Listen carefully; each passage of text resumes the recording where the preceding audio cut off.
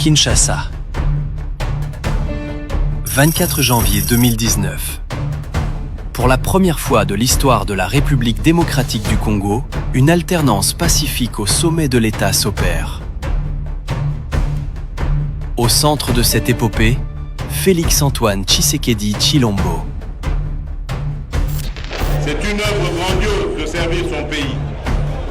Je le mesure encore plus à cet instant précis. Mais avant les honneurs de la magistrature suprême, il y a eu l'ombre d'un père géant, l'exil, et une marche de 40 ans à travers le désert politique. Aujourd'hui, nous vous racontons l'histoire d'un destin que personne n'avait prédit, celle de Félix-Antoine Tshisekedi Tshilombo.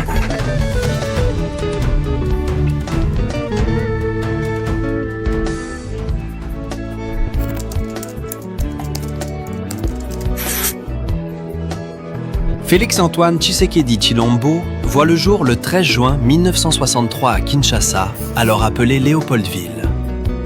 Il est le fils d'Étienne Tshisekedi Wamulumba, docteur en droit formé à l'université Lovanium, aujourd'hui Université de Kinshasa, et de Marthe Kazalou Djibikila, infirmière de profession. À cette époque, son père occupe déjà des fonctions importantes au sein de l'État. Recteur de l'École nationale de droit et de l'administration, en sigle NDA, aujourd'hui Centre supérieur militaire à Mbinza-Ozone, il est aussi administrateur à la société Nouvelle Huilerie du Congo, avant de devenir, le 20 juin 1964, commissaire aux comptes à la Banque nationale du Congo. Troisième enfant de la famille, Félix grandit dans un foyer profondément catholique où l'éducation religieuse occupe une place centrale. À Kinshasa, il fréquente certaines des écoles les plus réputées de la capitale. D'abord le collège Albert Ier, aujourd'hui collège Boboto, puis le collège Elikia à la Gombe, où il suit une formation littéraire. Son parcours le conduit également au Congo central, à l'internat Tumba, une institution prestigieuse de l'époque, où il poursuit son cycle d'orientation. Les premières années de sa vie sont marquées par une certaine stabilité presque insouciante. Mais cette enfance paisible ne dure pas, car très vite, le destin de la famille bascule. Pour vous mettre en contexte, nous sommes en 1965. À la suite du coup d'État de Mobutu, Tshisekedi est nommé ministre de l'Intérieur et Affaires coutumiers. En 1967, il joue un rôle de premier plan dans la structuration du régime de Mobutu. Il est l'un des principaux rédacteurs du manifeste de l'Ansele, la charte qui fonde le mouvement populaire de la Révolution, le MPR, le futur parti unique du régime de Mobutu.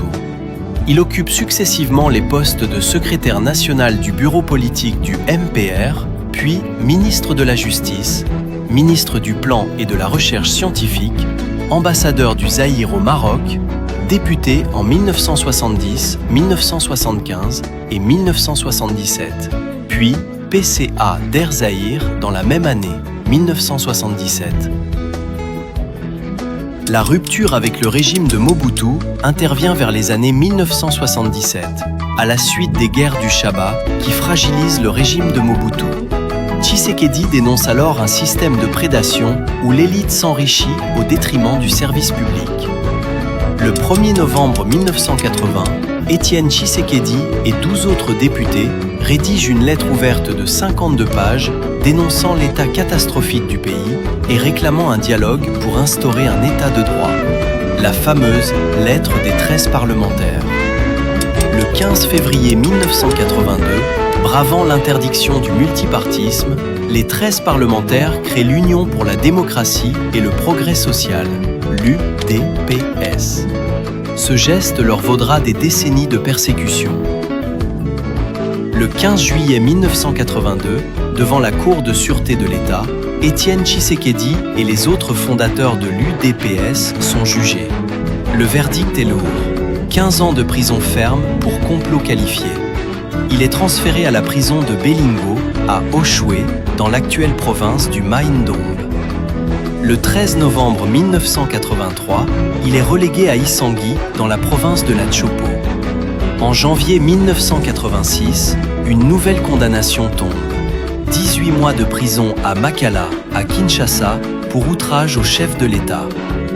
Quelques mois plus tard, le 13 juin 1986, il est de nouveau relégué, cette fois à Mupompa, son village natal, situé à Kabeya-Kamwanga, au Kasaï oriental. Puis, le 8 avril 1988, une troisième relégation est prononcée. Direction Dungu, dans l'actuelle province du Haut-Uel, non loin de la frontière avec le Soudan du Sud. Ces événements bouleversent profondément la vie du jeune Félix. Ses études sont régulièrement interrompues, perturbées par les arrestations et les relégations répétées de ses parents. Mais au milieu de cette instabilité, un lien se renforce. Parmi tous ses frères, Félix Tshisekedi sera le seul à suivre les traces de son père. Attaché à ses idées, fidèle à ses combats, il s'engagera progressivement en politique.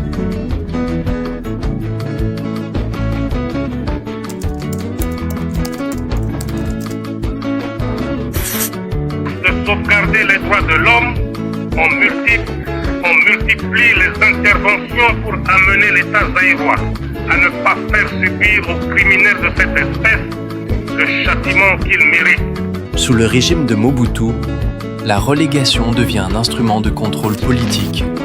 Une stratégie utilisée pour réduire au silence les opposants. Parmi eux, Étienne Tshisekedi et les autres fondateurs de l'Union pour la démocratie et le progrès social, l'UDPS. À cette époque, Félix Tshisekedi, âgé d'une vingtaine d'années, voit sa vie basculer. Un jour, à Kinshasa, des militaires se présentent à la résidence familiale. Ils brandissent d'abord un mandat d'assignation à résidence, puis un second document, un ordre de relégation. Le départ est immédiat. Étienne Tshisekedi demande à ses enfants de préparer leurs affaires. Direction l'aéroport de Ndolo, où un petit appareil les attend pour les conduire vers le Kasaï. Après de longues discussions avec les militaires, la famille quitte finalement les lieux. À leur arrivée à l'aéroport, la tension monte encore d'un cran. Les bagages sont jetés au sol. Un autre fondateur de l'UDPS s'y trouve déjà, accompagné de sa famille. Faute de place dans l'avion, tous ne peuvent embarquer. Le voyage commence dans la précipitation et l'incertitude. À Mboudi Maï, la famille est conduite de force à la résidence du gouverneur. Là encore, les conditions sont humiliantes. Après plusieurs heures d'attente, ils sont transférés vers Mupompa, à Kabeya-Kamwanga, dans le Kasaï. Le contraste est brutal. La famille quitte le confort de la Gombe pour une vie rudimentaire en pleine campagne. Ils vivent désormais dans une simple case. Le quotidien change radicalement. Il faut marcher plusieurs kilomètres pour atteindre la rivière, puiser de l'eau, se laver, survivre. Il faut cultiver la terre pour se nourrir. Une nouvelle réalité s'impose, celle de l'exil intérieur. Face à ces traitements, non seulement contre lui, mais aussi contre toute sa famille, Étienne Tshisekedi prend une décision. Contre son gré, il organise leur départ. L'objectif, mettre les siens à l'abri. La fuite s'organise discrètement.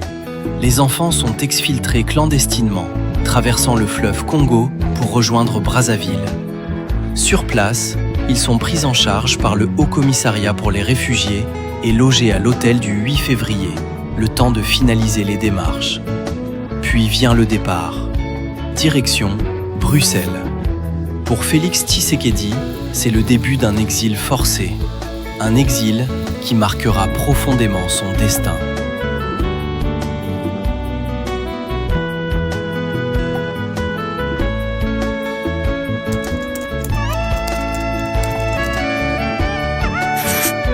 En 1985, un nouveau chapitre s'ouvre pour la famille Tshisekedi. Depuis le Kasaï, Marthe Kazalou et ses enfants quittent la terre d'origine, passant par Brazzaville avant de rejoindre Bruxelles. Dans la capitale belge, une autre vie commence. Les démarches administratives s'étendent sur plusieurs années, le temps d'obtenir un statut légal dans ce pays d'accueil. Pendant cette période, Félix arpente les rues de Bruxelles en quête de stabilité et d'un avenir meilleur. Il s'inscrit à l'Institut des carrières et de commerce de Bruxelles, tentant de concilier études et survie. Entre 1991 et 1993, il est employé au service marketing et archivage de la compagnie d'assurance Zurich/Vita. En 1996, avec l'un de ses frères, il lance une entreprise de distribution de colis et de courriers. L'expérience tourne court. En 2001, la société fait faillite, fragilisée par le poids des charges sociales et fiscales particulièrement lourdes pour les entrepreneurs étrangers. 2 ans plus tard, en 2003, il rejoint la Poste de Bruxelles à Ixelles, où il travaille au service client. C'est également à Bruxelles qu'il rencontre Denise Niakerou, celle qui deviendra son épouse et avec qui il fonde une famille. Mais l'exil n'efface pas le combat.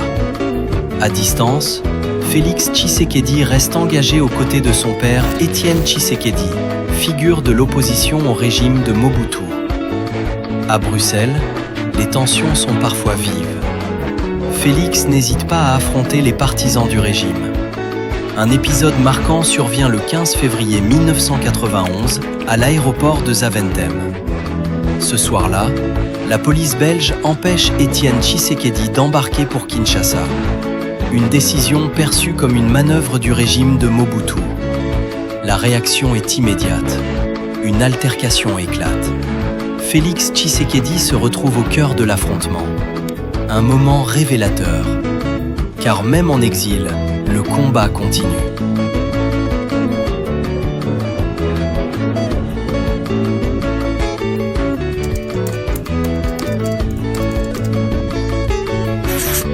Après de longues années passées en exil, Félix Tshisekedi fait un choix décisif.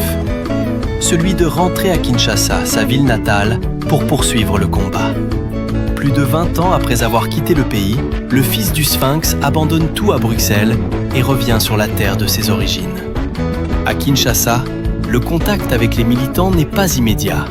La base locale de l'UDPS se montre méfiante envers la diaspora, souvent perçue comme éloignée des réalités du terrain. Le 10 janvier 2005, la tension monte à Kinshasa. La chute de Bukavu, tombée aux mains du mouvement rebelle CNDP, provoque une onde de choc dans la capitale. La population descend massivement dans la rue. Une manifestation d'ampleur inédite. Objectif : dénoncer l'incapacité du pouvoir à sécuriser le pays et exiger la fin de la transition politique. Les manifestants marchent vers la résidence du Sphinx, appelant Étienne Tshisekedi à prendre le pouvoir. Mais sa réponse est sans équivoque. Un tel acte, explique-t-il, s'apparenterait à un coup d'État. Il rappelle alors une date, le 30 juin 2005, une échéance qu'il présente comme déterminante. Cette date renvoie directement à l'accord de Sun City, signé le 17 décembre 2002 en Afrique du Sud. Un accord conclu pour mettre fin à la Deuxième Guerre du Congo de 1998 à 2003, qui avait fragmenté le pays entre plusieurs groupes armés, notamment le RCD Goma, le MLC, le RCD KML et l'UPC.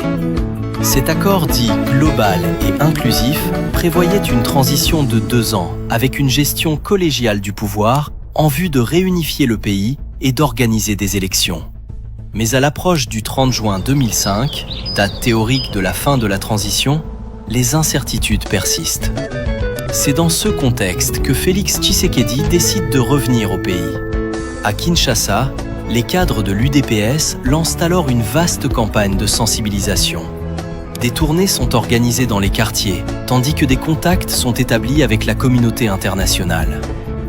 Le 30 juin 2005, dès les premières heures de la matinée, des groupes de militants par centaines se forment dans plusieurs quartiers de la capitale. Ils répondent à l'appel de l'UDPS, fermement opposé à la prolongation de la transition entamée en 2003. Mais cette mobilisation n'est pas autorisée. Les autorités y voient une remise en cause illégale du processus en cours. La tension est palpable. Dans les rues de Kinshasa, le face-à-face devient inévitable. Des centaines de manifestants, en majorité des jeunes, envahissent les artères de la capitale. Dans les rangs de la contestation, Félix Tshisekedi fait un choix. Malgré les menaces proférées la veille par l'ancien vice-président Jean-Pierre Bemba, il rejoint les manifestants dans les rues de Kinshasa. La marche progresse jusqu'aux abords du Palais du Peuple sur le boulevard Triomphal. Puis, soudain, tout bascule. Les forces de sécurité interviennent. La répression est brutale. Dans la confusion, Félix Tshisekedi est pris en chasse par les militaires. Il fuit en direction de l'avenue de l'Enseignement, puis bifurque vers l'avenue Kanda-Kanda où il trouve refuge dans une parcelle. Mais la traque continue. Des policiers encerclent la maison. À l'intérieur, il se cache dans une chambre. Les forces de l'ordre pénètrent dans la parcelle et exigent que le fugitif soit livré. Les occupants de la parcelle refusent. Félix Tshisekedi parvient à s'échapper. Par la fenêtre, il escalade un mur et disparaît. Ce jour-là, il vit son baptême du feu. Pour la première fois, Félix Tshisekedi expérimente directement les mécanismes d'un régime autoritaire renforcé. Lui qui avait rejoint l'UDPS depuis l'exil en Belgique, se rapproche désormais du terrain et de ses militants.